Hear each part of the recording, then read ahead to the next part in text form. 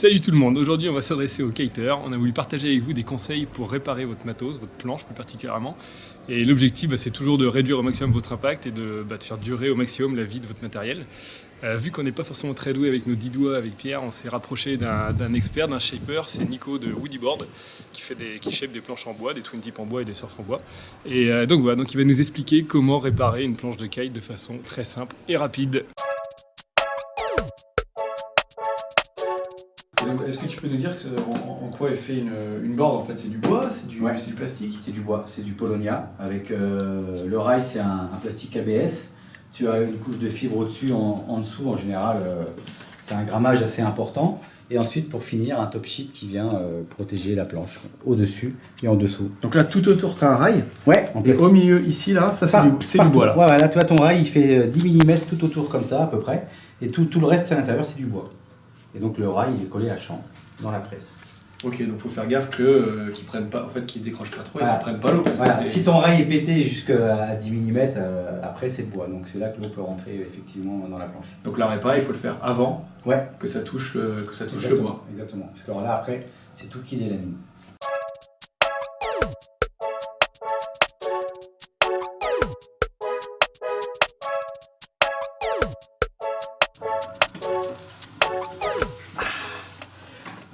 Tu peux arrêter de filmer. Et il faut savoir que la résine colle toujours mieux sur un revêtement un peu rayé, cabossé, que sur quelque chose d'extrêmement lisse. Donc, du gros grain alors? Ouais, du gros grain. Là je suis en grain 80, mais un grain 100 jusqu'à 140, ça ira. Donc n'hésitez pas à rayer. Rayez aussi le top sheet. Tac, tac, tac. Si c'est ouvert des deux côtés, vous faites de l'autre côté aussi. Un petit coup sur la tranche.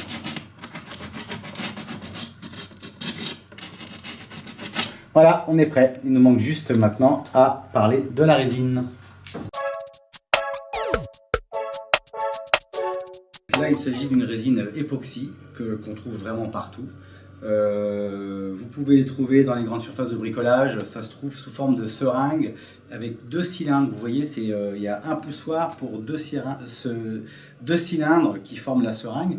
Parce que dans les résines époxy, il y a 2 produits, une part A, une part B. Donc le mélange là il se fait automatiquement, il n'y a plus qu'à touiller, mélanger, c'est ce qu'on a fait ici. Donc là la résine elle est prête à servir. Ensuite vous appliquez une toute petite partie à l'aide d'un bâton, sans en mettre partout à côté, c'est pas la peine d'en mettre des tonnes, hein. Un tout petit peu. Tagadac. On va écarter un peu le bobo pour aller un peu plus en profondeur. Après, si vous, à l'autre bout du monde, vous avez un petit pinceau, ça peut être pas mal.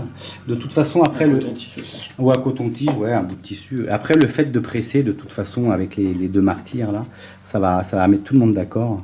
La résine, elle va aller se loger partout. Voilà, là, il y en a bien comme il faut. Alors maintenant, le but de la manip, c'est de venir serrer. Donc, si vous êtes tout seul, il va falloir vous débrouiller un petit peu. Ce qu'il faut, c'est mettre un plastique autour du bobo, parce que la résine, elle va forcément dégouliner un peu. Et ça risquerait de coller sur vos morceaux de bois et ça serait quasiment pas impossible à retirer, mais ça risquerait d'abîmer un peu la réparation. Vous venez presser comme ça tout doucement et ensuite à l'aide du serre-joint qui est ici, du premier serre-joint, vous venez serrer les morceaux de bois qui eux ne craignent pas d'être abîmés. Après un serre-joint c'est pas forcément obligatoire parce qu'on n'en a pas sous la main quand on est à l'autre bout du monde. Il y a un truc qui est pas mal qui peut s'emmener dans ses bagages, c'est ce genre de choses. Après, bon, s'il faut ramener tout le kit de réparation, c'est un peu compliqué. Tu vas avoir un bagage. Ouais, voilà. Ça se trouve assez facilement et autrement, effectivement, un poids, parce que il faut que ça soit pressé, sinon ça va pas coller. Et 12 heures minimum. Bon alors là, en fait, donc il y a 12 heures d'attente. Et comme on n'a pas 12 heures d'attente avec la colle époxy, on va au Leclerc. On va faire de pub, acheter un tube de super glue. Comme ça, en quelques secondes, ça sera collé. C'est bon, on va pouvoir se la coller. Voilà, on a été chercher la super glue. Non, maintenant, on va l'appliquer. C'est le même principe que tout à l'heure. Voilà, c'est le même principe, ça c'est la version facile. Tu es en vacances, c'est l'autre bout du monde, t'emmènes ça dans tes bagages, ça pèse rien, c'est simple. Ça colle très rapidement. Mais le mieux, quand tu es chez toi et que tu as un problème comme ça, c'est la résine époxy. Avec un séchage beaucoup plus long, 12 heures, 24 heures. Là, c'est quasiment instantané. Alors, c'est parti.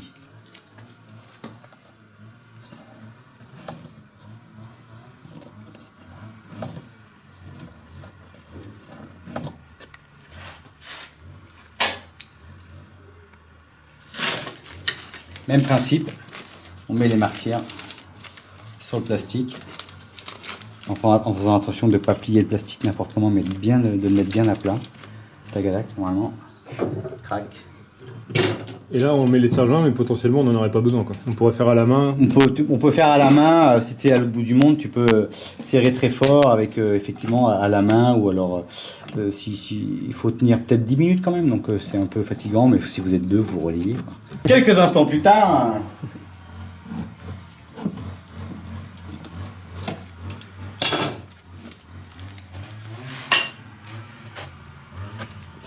Voilà, il manque juste un tout petit coup de ponçage et on est bon. Maintenant que c'est collé, on va pouvoir faire le ponçage. Donc un simple morceau de bois derrière une toile à poncer avec un grain, là j'ai 80, mais bon jusqu'à 100, 140 ça suffit. On peut y aller tranquille, on ponce ce qui dépasse. Allez, on peut faire un petit peu en biais pour rébarber les petits poils qui dépassent. Et puis après, si vous avez un grain un peu plus fin, vous pouvez terminer qu'un grain un peu plus fin, mais c'est pas obligatoire. Alors, pour résumer rapidement, il y a deux solutions. Vous êtes chez vous tranquille, vous faites ça à l'époxy. Il y a 12 heures, 24 heures de durcissement. Si vous êtes à l'autre bout du monde, avec le tube de colle glue, c'est durci en 10 minutes, un quart d'heure avec le ponçage. C'est bon, vous retournez naviguer. Imaginons que là, ça soit complètement fêlé, que ça soit pété jusqu'au bois. Donc ce qu'il faut, c'est nettoyer bien et barber ce qui dépasse avec une lame de cutter, un tout petit coup de ponçage dans le bobo jusqu'au bois. Et après, vous prenez votre résine époxy, vous ajoutez ce qu'on appelle une charge. Donc en général, une charge, c'est pour l'époxy, on appelle ça, c'est du micro-ballon. Et ce sont des micro-billes de verre, mais qui sont minuscules, c'est une poudre, ça vole dans l'air tellement c'est léger. Vous mélangez ça à votre résine jusqu'à obtenir une pâte plus ou moins onctueuse de type un peu mayonnaise. Et vous faites ce petit mélange et vous bouchez le trou.